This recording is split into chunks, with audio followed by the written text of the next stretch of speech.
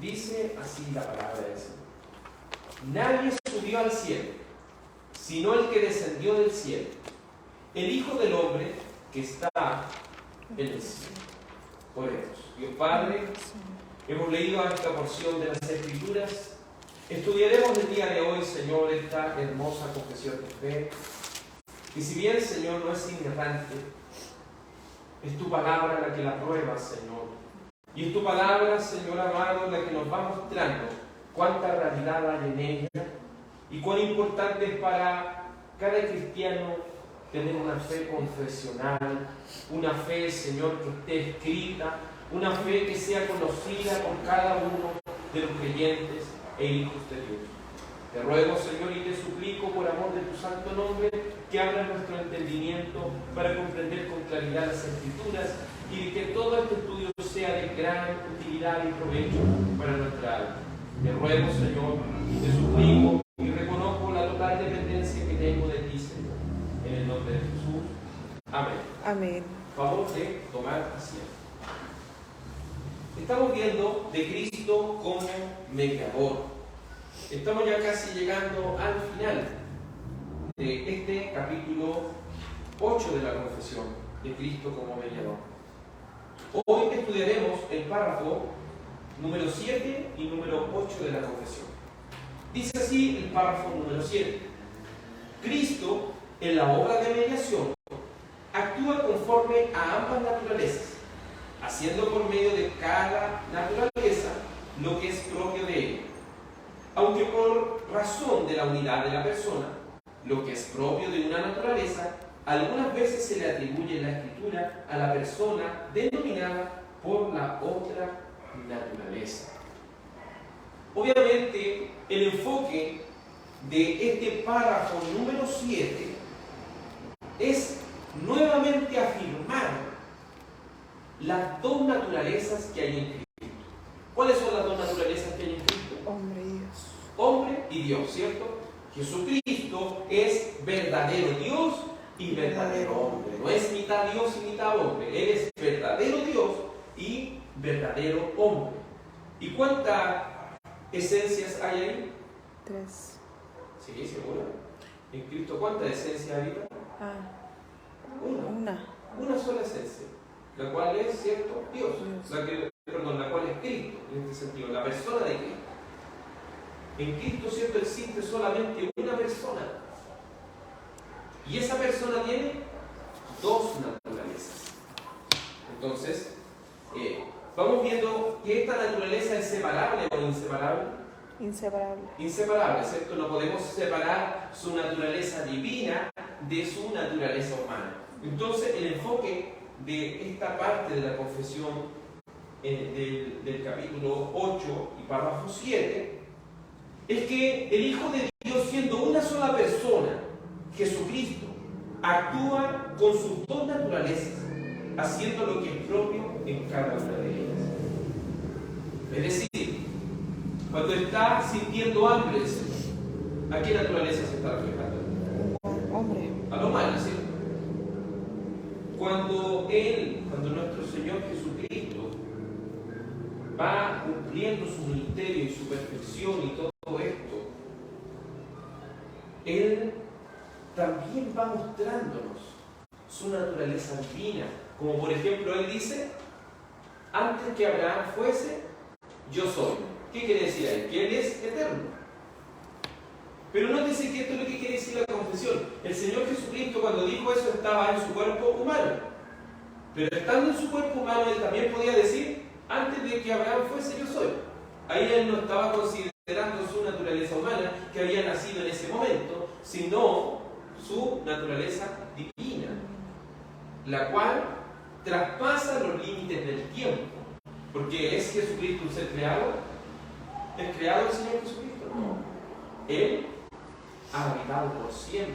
¿Se acuerdan de Juan 1:1? En el principio era el verbo era con Dios y el verbo era Dios. Es decir, cuando el principio estaba, ya estaba Jesucristo. Y Jesucristo, ¿con quién estaba en la eternidad? Con Dios, es decir, con el Padre. Y Jesucristo pertenece a la misma esencia, la cual es la esencia divina. El Señor Jesucristo es Dios. Partimos leyendo San Juan, capítulo 3, verso 13. Nótese que aquí dice esto, pareciera ser enredado, ¿cierto? Dice: nadie subió al cielo, sino el que descendió del cielo, el Hijo del Hombre que está en el cielo. Él está diciendo: yo soy el Hijo del Hombre, pero estoy hablando aquí en la tierra, pero a la vez estoy ¿dónde? En el cielo. ¿Y por qué puede decir eso? Porque su divinidad es ilimitada. Su cuerpo humano es limitado, pero su divinidad es ilimitada. Entonces él, como Hijo de Hombre, puede estar hablando de su otra naturaleza aún estando en ese estado, porque sus dos naturalezas son inseparables, la humana y la divina. Por eso él puede hablar y cada naturaleza va a ejecutar, cada parte de la naturaleza va a ejecutar la parte que le corresponde, pero a la vez es inseparable. Es el mismo Señor Jesucristo que va haciendo todas las cosas. Mientras su naturaleza en carne estaba en la tierra, su naturaleza divina lo llena todo.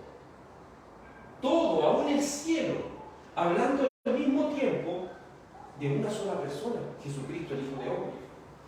¿Cómo puede ser esto posible? No lo sabemos. Solo sabemos que el Hijo de Dios tiene todo el poder para hacerlo.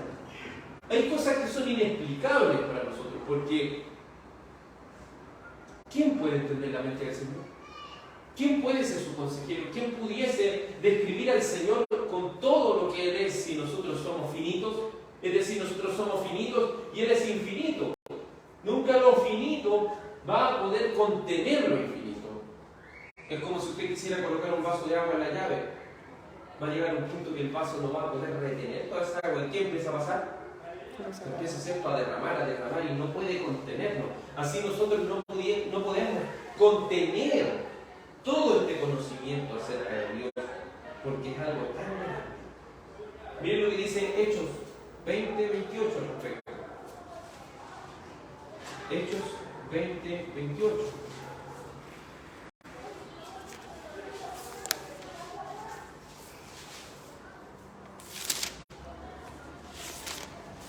Hechos 20, 28 dice así la Escritura: por tanto, mirad por vosotros mismos y por todo el rebaño, en que el Espíritu Santo os ha puesto por obispos, para apacentar la iglesia del Señor, la cual Él ganó por su propia sangre.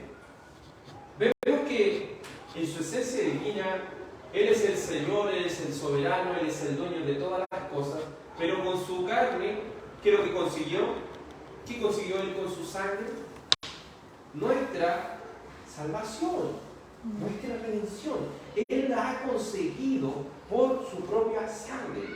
Por eso es necesario el cuerpo humano en Cristo, porque si el Señor Jesucristo, si el Hijo de Dios no se hubiese encarnado, no se hubiese podido complacer la justicia de Dios, porque Él debía derramar, ¿qué cosa?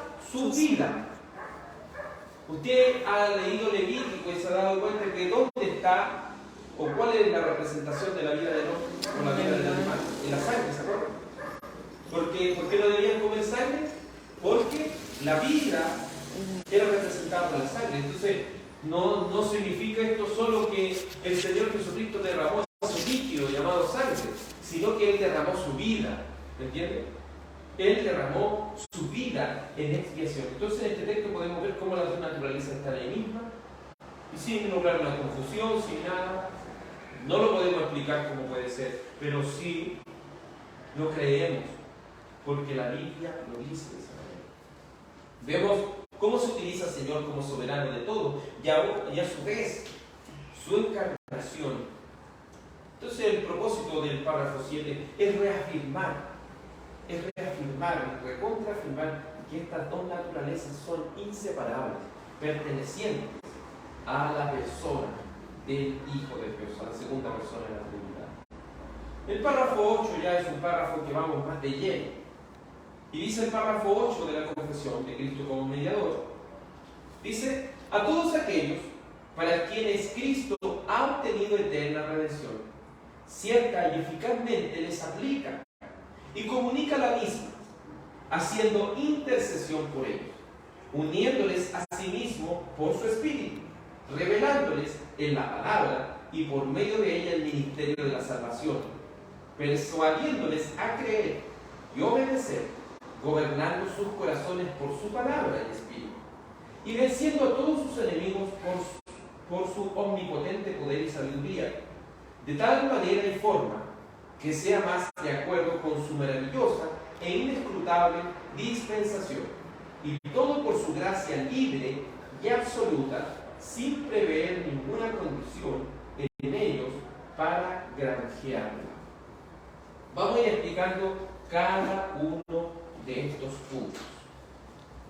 Entonces, si pudiésemos decir de qué trata el párrafo 8 del capítulo 8 de la confesión de Cristo como mediador, podríamos decir que ahí está reflejada todo lo que es la salvación. Todo lo que un escogido de Dios ha sido equipado por él mismo. Porque parte diciendo a todos aquellos para quienes Cristo ha obtenido eterna redención. Es decir, ¿Cristo murió por todo el mundo? No. No murió por todo el mundo. Su expiación fue limitada. Y no porque la sangre de Cristo no tenga la capacidad de limpiar a todo el mundo, sino porque Él la limitó, Él la restringió. Y la restringió solo para aquellos escogidos. Por eso dice el párrafo, a todos aquellos para quienes Cristo ha obtenido eterna redención. ¿Es la salvación por gracia o por obras? Por gracia, ¿cierto? Por eso dice, ¿quién ha conseguido esta redención? Cristo. Él ha conseguido esta redención. Y esta redención es por un momento, es eterna. Entonces, lo que me gusta de este párrafo 8 es que las doctrinas de la gracia las podemos ver a su esplendor. Podemos ver en su esplendor, porque está hablando de la elección incondicional, está hablando de la expiación limitada, está hablando del llamamiento eficaz, está hablando de aquella perseverancia de los santos. ¿Y por qué está hablando de todo esto? Porque dice a todos aquellos para quienes Cristo ha obtenido eterna redención. ¿Se acuerdan de lo que significaba la palabra redimir? Redimir, para dar un ejemplo y ustedes se hagan una idea de lo que significa, es cuando alguien perdía, por ejemplo, un terreno, como lo pasó con la familia de Ruth. ¿Se acuerdan que ellos perdieron todo? Sí. Entonces, debía levantarse un pariente lo más cercano posible para que él recuperara lo que se había perdido. Entonces, cuando hablamos de la redención, hablamos de que Dios recupera esta vida eterna para nosotros. Algo que nosotros habíamos perdido a causa de ¿qué? Pecado. Del pecado, ¿cierto? De la corrupción. Ahí vemos la primera de estas enseñanzas de las doctrinas de la gracia, la depravación total. Vemos que hay una corrupción radical, hay una depravación total. Por eso es necesario que Cristo haga una expiación. Haga esta expiación limitada. Y esta eterna redención es tan preciosa porque es cierta, es una redención cierta. No es que el Señor le haya dicho yo te voy a salvar y eso quede en solo una palabra, no. Su redención es eterna porque es cierta. Entonces la salvación se puede perder. No se puede perder. Y sabe que es tan cierta que es comunicada y es aplicada eficazmente. Es decir, si el Señor nos da eterna salvación, tiene tal eficacia de que esa eterna salvación no la podemos perder. De que esa eterna redención no se puede perder porque tiene una eficacia. Es certera. Si el Señor le da la salvación a alguien, ese alguien es salvo y ese alguien es capacitado con todo para la salvación. Y no solo es eficazmente aplicada esta eterna redención, sino que comunica la misma. Comunica la misma redención por medio de lo que Él ha hecho en cada uno de nosotros. Eso es lo que dice la confesión. Pero obviamente nosotros debemos mostrar pruebas bíblicas de que lo que la confesión dice es cierto. Los elegidos de Dios, desde antes de la fundación del mundo, fueron entregados por el Padre a su Hijo. Y el Hijo de Dios ha obtenido para ellos esta eterna redención. Veamos lo que dice San Juan 17:6. San Juan 17:6. ¿Por qué Cristo como mediador ha conseguido para nosotros esta vida eterna? Porque el Padre se lo dio. Miren lo que dice San Juan 17:6. He manifestado tu nombre a los hombres del mundo, a los hombres que del mundo me diste, tuyos eran y me los diste y han guardado tu palabra. Entonces, ¿quién es el que hizo la elección de los elegidos de Dios? El Padre hizo la elección. ¿Y a quién se lo entregó? Al Hijo, ¿cierto? Para que el Hijo fuera el mediador, para que el Hijo de Dios consiguiera esta eterna salvación y la obtuviera para nosotros. San Juan 6:37. San Juan 6:37. Y tiene tal eficacia, porque el Señor Jesucristo lo dijo con toda propiedad en San Juan 6:37, todo lo que el Padre me da, ¿qué va a hacer? Vendrá a mí, y al que a mí viene, no le echo fuera. El Padre le dio este regalo tan hermoso como solo escogido al Hijo. El Hijo como mediador obtiene la salvación para ellos. ¿Y ellos qué van a hacer? Van a responder este llamado porque Dios los capacitó para que respondiesen este llamado. Entonces ellos han conseguido lo que es una eterna redención. Veamos lo que dice San Juan en el capítulo 10, verso 15. San Juan 10:15. Dice así, ¿cómo consiguió esto? Dice San Juan 10:15, así como el Padre me conoce y yo conozco al Padre y pongo mi vida por las ovejas. Entonces, ¿qué hizo el Señor? ¿Cómo consiguió esta redención? Dando su vida, es decir, derramando su sangre, dando su vida por sus ovejas, ha conseguido para nosotros vida eterna. ¿Y qué dice el verso 16? También tengo otras ovejas que no son de este redil, aquellas también debo traer, y oirán mi voz, y habrá un rebaño y un pastor. Por eso me ama el Padre, porque yo pongo mi vida para volverla a tomar. Nadie me la quita, sino que yo de mí mismo la pongo. Tengo poder para ponerla y tengo poder para volverla a tomar. Este es el mandamiento. Este mandamiento recibí de mi Padre. Vemos cómo también se complementa el párrafo 7. Aquí está hablando como un ser humano, pero él dice que él tiene la capacidad de perder su vida y también volverla a tomar. ¿Eso lo puede hacer cualquier ser humano? No. Entonces él está hablando de su naturaleza divina, pero a la vez está hablando a través de su naturaleza terrena. ¿Cómo se complementa todo esto? Pero entonces, ¿quién ha conseguido esta redención eterna? Es Cristo. ¿Y cómo la ha conseguido? Por medio de su vida, la cual fue dada en expiación, la cual fue dada por pago para conseguir esa paz para con Dios. En nuestro estado sin Cristo, ¿Dios está feliz con nosotros? ¿Dios ama a todo el mundo? No, Dios está airado con el mundo. Entonces, ¿qué es lo que necesita el mundo? Paz. Y esa paz viene por medio de la fe en quién? En Cristo. Por eso nosotros, más que ir a predicar en los mandamientos, la gente nosotros debemos predicarles que deben venir ¿a quién? A Cristo para la salvación. Y esta salvación ha sido aplicada eficazmente a los elegidos. Ha sido comunicada de manera eficaz a los elegidos. Volvamos a San Juan 17. San Juan 17, pero en el verso 9.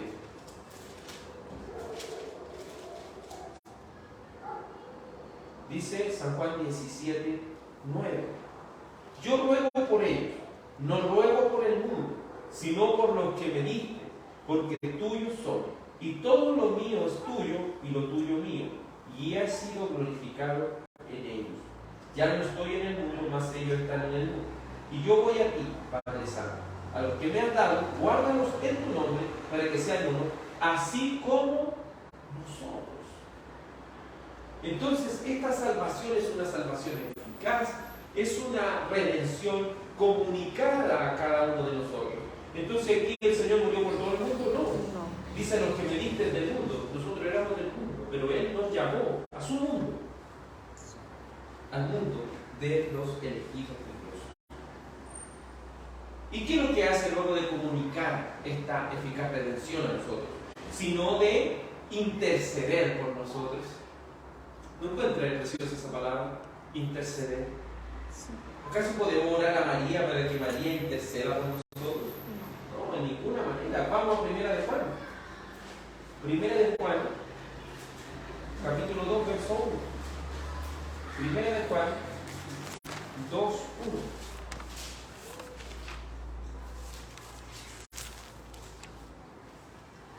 Dice así la palabra del Señor. Él intercede. Dice, hijitos míos, estas cosas os escribo para que no pequéis. Y si alguno hubiere pecado, abogado tenemos para con el Padre. ¿A quién? A Jesucristo. Entonces, ¿quién intercede por nosotros? El Señor Jesucristo. ¿Por qué intercede? Porque Él es la propiciación. Es decir, Él es quien cubre nuestros pecados. Él es la propiciación por nuestros pecados. Y no solamente por los nuestros, sino también por los de todo el mundo. Se fija que si uno no toma las palabras con contexto, si uno no lee otro texto, dice, ahí está hablando de todo el planeta Tierra.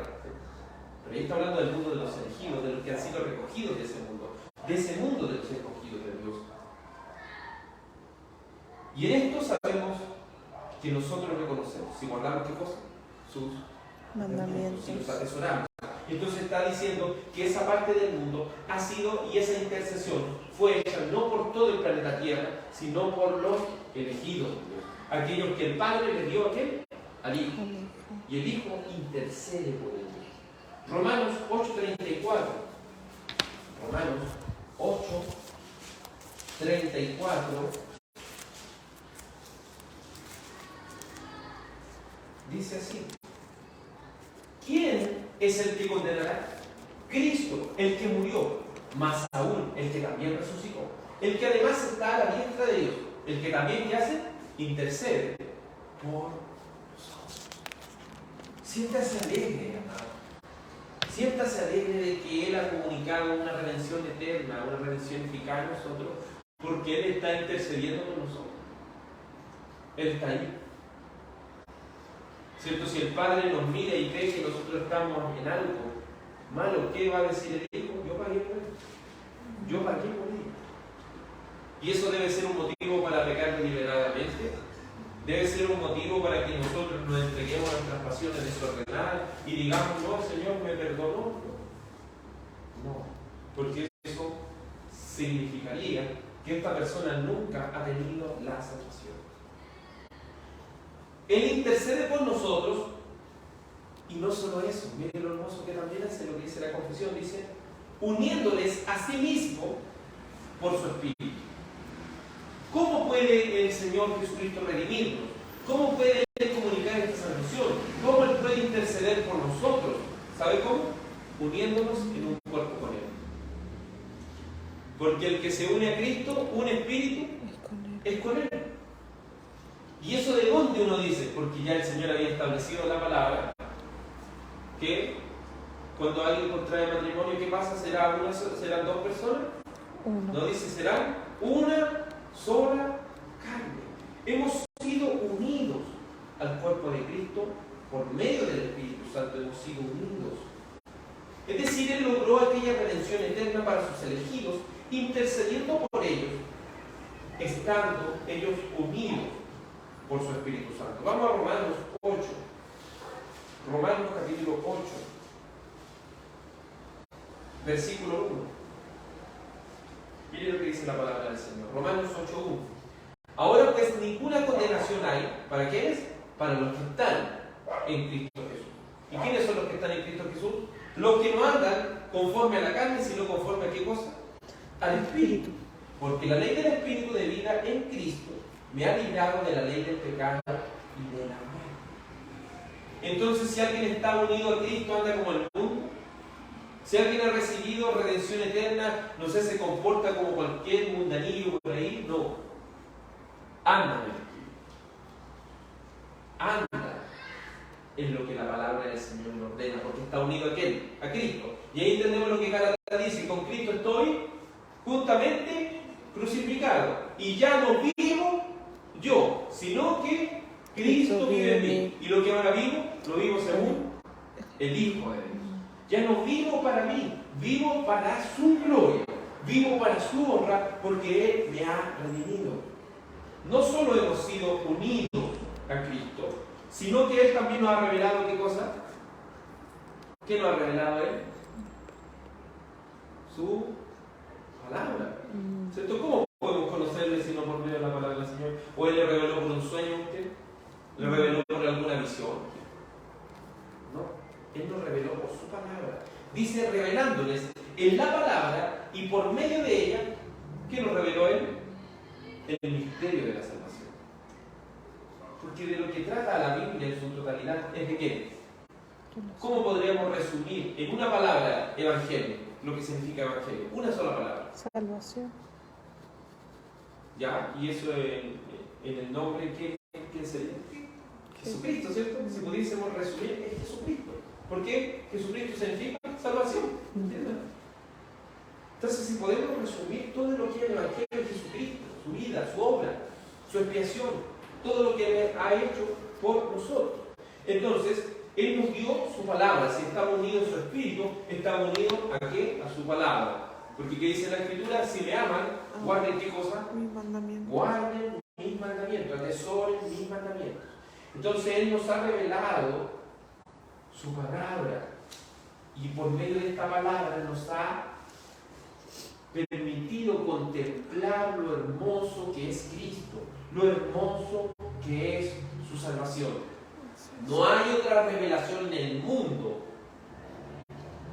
no hay otra revelación, en el nuevo pacto.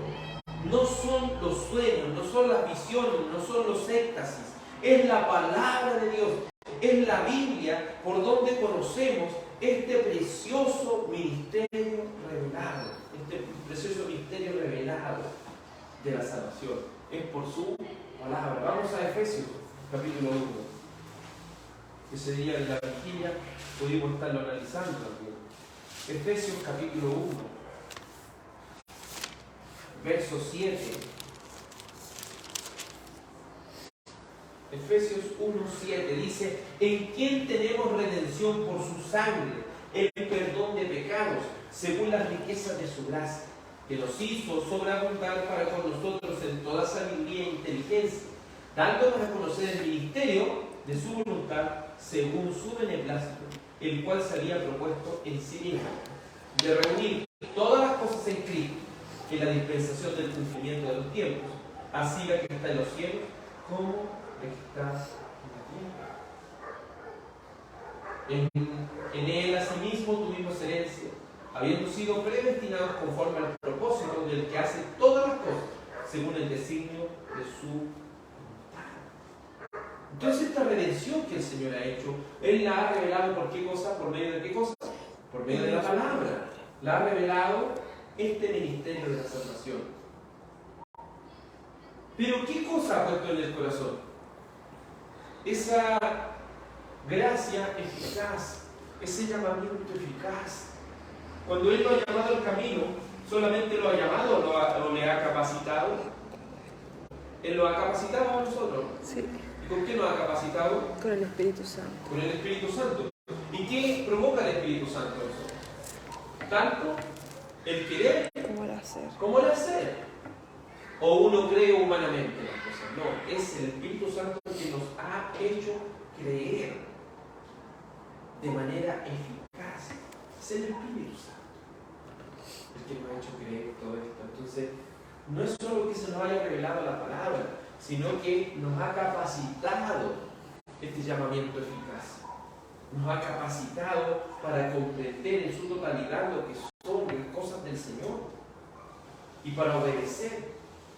La palabra del Señor en 1 de Juan 5:20, vamos a 1 de Juan 5:20. 1 de Juan 5:20.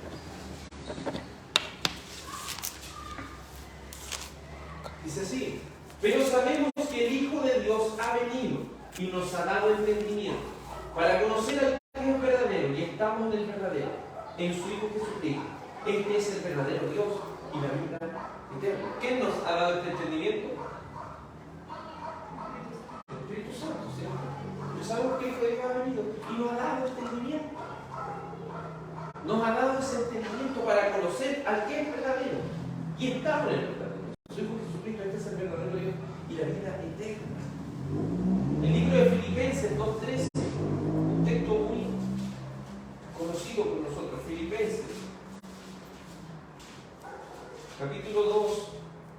versículo 13, dice así: ¿quién ha puesto esta fe? ¿Quién ha puesto todo esto?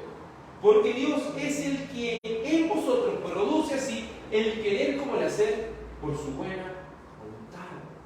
Por eso el Señor Jesucristo, en San Juan capítulo 6, verso 44, le dijo que todos pueden creer en Él. No, le dijo: ninguno puede venir a mí si el Padre que me envió no le trajere. Y después lo reitera nuevamente y les dije, por eso les dije que ninguno puede venir a mí si el Padre que me envió no le trajere. Porque el único que nos ha capacitado para creer y obedecer es Dios, a través de su llamamiento eficaz.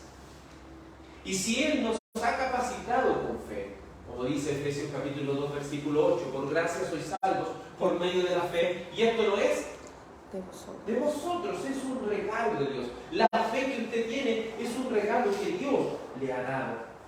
Y si Él por ese llamamiento eficaz ha hecho esto, Él sabe lo que hace en nuestros corazones, los gobierna.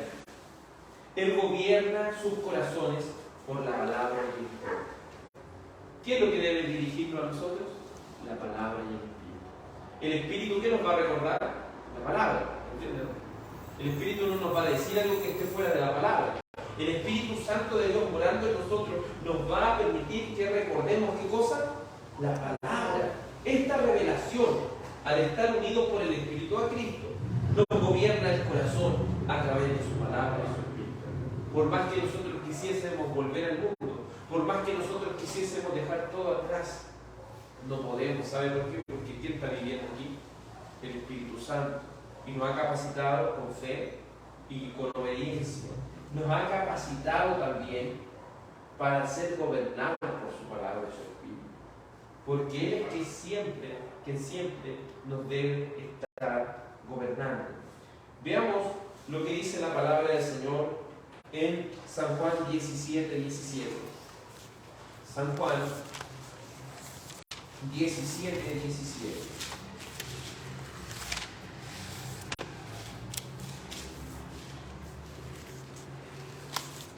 Dice: santifícanos en tu verdad. Tu palabra es verdad. Entonces siempre nosotros aquí vamos a ser llevados a la palabra, porque hemos sido santificados ¿en qué cosa? En la verdad de Dios. Cada uno de nosotros ha sido santificado, cada uno de los escogidos de Dios ha sido apartado. ¿Para qué? Para la verdad de Dios, para esta palabra tan preciosa y hermosa para nosotros como cristianos. San Juan 14, 16. San Juan 14, 16. Perdón, 14, 15. Dice así, San Juan 14, 15. Si me amáis, guardad mis mandamientos. Y yo rogaré al Padre, y os dará otro consolador para que esté con vosotros para siempre. La palabra, el Espíritu, ¿dónde nos va a guiar? A la palabra siempre. Porque si ustedes me aman, guardan mis mandamientos. Y van a guardarlos, porque yo les voy a rogar al Padre, porque ustedes no pueden. Ustedes por sí mismos no pueden amar mis mandamientos. Ustedes por sí mismos no pueden amarme. Pero yo le voy a rogar al Padre que envíe al Espíritu Santo, para que esté con ustedes siempre. Y ustedes siempre puedan permanecer en este camino. Entonces se nota que la palabra siempre es importante. Por siempre. El Espíritu Santo no es que esté con nosotros por un momento y después se vaya. A esta de la doctrina de la gracia se le llama la gracia irresistible. Esta gracia irresistible, porque cuando llega a nosotros este llamamiento eficaz, produce en nuestra vida una gracia que no se puede resistir, porque el Espíritu Santo no está por un momento con nosotros, está todo el tiempo. ¿Se acuerdan del Antiguo Testamento? Sobre Sansón venía en un momento y después se iba. Venía, se iba, venía, se iba. Pero en el nuevo pacto el Espíritu Santo está con nosotros por un momento, no. Siempre. Igual eso es de cuidado, porque imagínense, el Espíritu está siempre con nosotros, siempre. En nuestros mejores momentos y en nuestros peores momentos. Ahí está el Espíritu Santo. Él no solo está gobernando nuestros corazones por su palabra y su Espíritu, sino que Él también ha vencido a todos sus enemigos por su omnipotente poder y sabiduría. Él ha vencido a nuestros enemigos. Veamos lo que dice la Escritura en Colosenses, capítulo 2. Colosenses, capítulo 2, verso 15. Él no solo ha derramado su sangre por nosotros, Él no solo nos ha dado vida eterna, sino que Él también ha derrotado por medio de la cruz a los enemigos. Y dice Colosenses 2.15, y despojando a los principados y a las potestades, los exhibió públicamente, y ¿qué hizo? Triunfó sobre ellos en la cruz. Y si Él triunfó, mire lo que dice el apóstol Pablo: por tanto nadie os juzgue en comida o bebida, o en cuantos días de fiesta, luna nueva o días de reposo, lo cual es sombra de lo que ha de venir, pero el cuerpo de Cristo. Entonces, ¿sabes lo que está diciendo? El antiguo pacto era pesado, el antiguo pacto era una carga muy grande, pero desde que Cristo en la cruz del Calvario venció y expuso públicamente a los principados y a las potestades y triunfó sobre él, ahora nadie nos puede juzgar por esas cosas. Nadie nos puede decir vuelvan al judaísmo, vuelvan a realizar todas estas fiestas escritas en Levítico, escritas en Número. Nadie nos puede hacer volver a eso, porque ¿quién ha triunfado? Cristo. Y ha triunfado sobre nuestros enemigos con poder y sabiduría, de tal manera y forma que sea más de acuerdo a su maravillosa e inescrutable dispensación. Es decir, que si Él ha vencido nuestro enemigo al gobierno de nuestros corazones, Él nos ha capacitado con toda esta salvación, nos ha capacitado con todas las cosas, nos ha equipado como cristianos, es para que su plan se cumpla. Su plan se va a cumplir sí o sí. ¿Se acuerdan lo que dice la palabra del Señor? El que comenzó la buena obra en vosotros, ¿qué va a hacer? La va a perfeccionar hasta el día de Jesucristo. Si Él comenzó una obra en usted, Él la va a terminar. Él no deja las cosas a Él, porque Él cumple cada una de sus promesas. Y termina el párrafo 8 así: y todo por su gracia libre y absoluta, sin prever ninguna condición de ellos para granjearla. ¿Qué quiere decir esto? ¿Cómo termina? Como le dije, el párrafo 8 está lleno de las doctrinas de la gracia. Y una de las doctrinas de la gracia que resaltan en la Reforma es la elección incondicional. ¿Usted sabe lo que significa elección incondicional? ¿Sabe lo que significa? No, elección incondicional.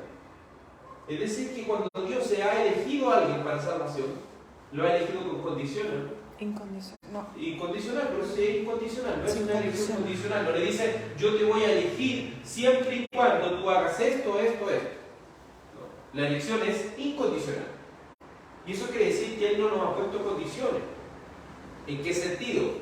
No es que Dios, no sé, en su eternidad haya mirado el futuro y diga, ya, yo vi que esta persona creyó en mí, entonces yo la voy a elegir. No, porque es incondicional.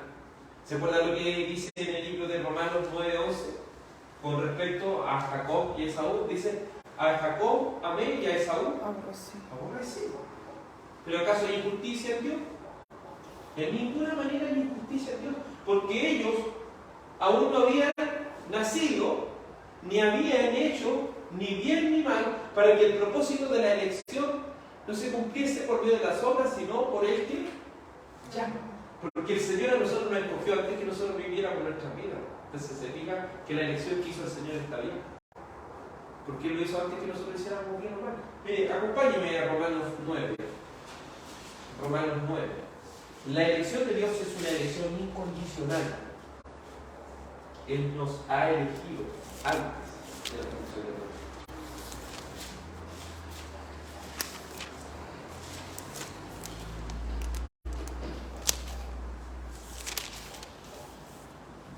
Dice la palabra del Señor en Romanos capítulo 9, versículo 8 así. Esto es, Romanos 9:8. Esto es, no los que son hijos según la carne son los hijos de Dios, sino que los que son hijos según la promesa son contados como descendientes. Porque la palabra de la promesa es esta: por un tiempo vendré y Sara tendrá un hijo. Y no solo esto, sino también cuando Rebeca concibió de uno, de Isaac nuestro padre, que dice, pues no habían aún nacido, ni habían hecho aún ni bien ni mal, para que el propósito de Dios conforme a elección permaneciese, no por las obras, sino por qué? Por el que llama. Se le dijo, el mayor servirá al menor. Como está escrito, a Jacob amé, más a Esaú aborrecí. ¿Qué pues diremos ahí que hay injusticia en Dios? En ninguna manera. Pues Moisés dice, tendré misericordia de quien yo tenga misericordia, me compadeceré de quien, del que yo me compadezco. Así que no depende del que quiere ni del que corre, sino de Dios que tiene misericordia.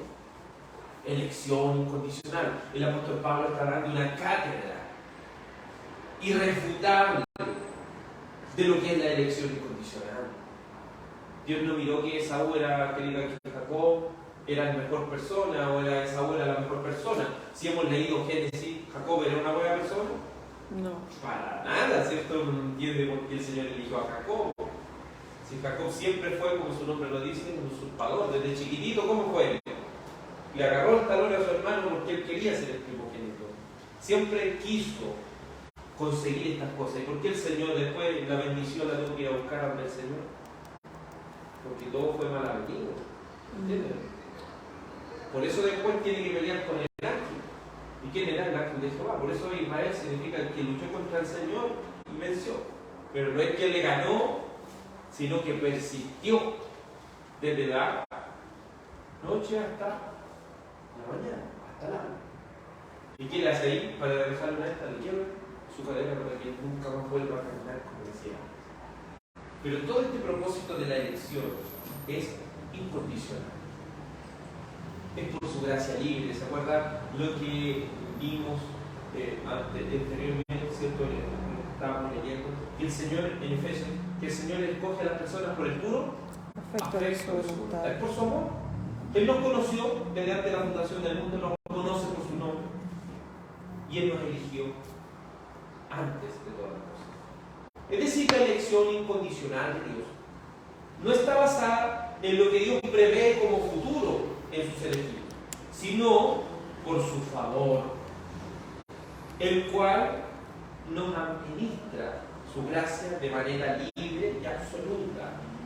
Esta salvación es solo por gracia, solo por su amor. Él consiguió y nos dio eterna salvación, solo por su amor. En conclusión, estos dos párrafos de nuestra confesión nos sabe aclarar que las dos naturalezas de Cristo actúan de acuerdo a su oficio de mediador, cada una según su naturaleza, pero es solo una persona, el Hijo de Dios. Y el párrafo 8 nos ha dicho que el Hijo de Dios ha conseguido eterna redención, comunicándola eficazmente, haciendo intercesión por nosotros, uniéndonos por su Espíritu a Él, revelándonos por su palabra el ministerio de la salvación, persuadiéndonos para que creamos en Él y obedezcamos. Gobierna nuestros corazones por su palabra y su Espíritu. Ha vencido a todos nuestros enemigos con su poder y sabiduría, de la manera que sea todo de acuerdo a su plan. Todo por su gracia libre y absoluta. Nos redimió incondicionalmente. Él nos eligió solo por su amor y gracia. Démosle gracias al Señor por esta palabra. Dios Padre, te damos gracias porque hemos podido, Señor, este día más de reunirnos para tu gloria. Reunirnos, Señor, para meditar en lo maravilloso que eres tú, Señor. Reunirnos para analizar lo hermosa que es tu salvación.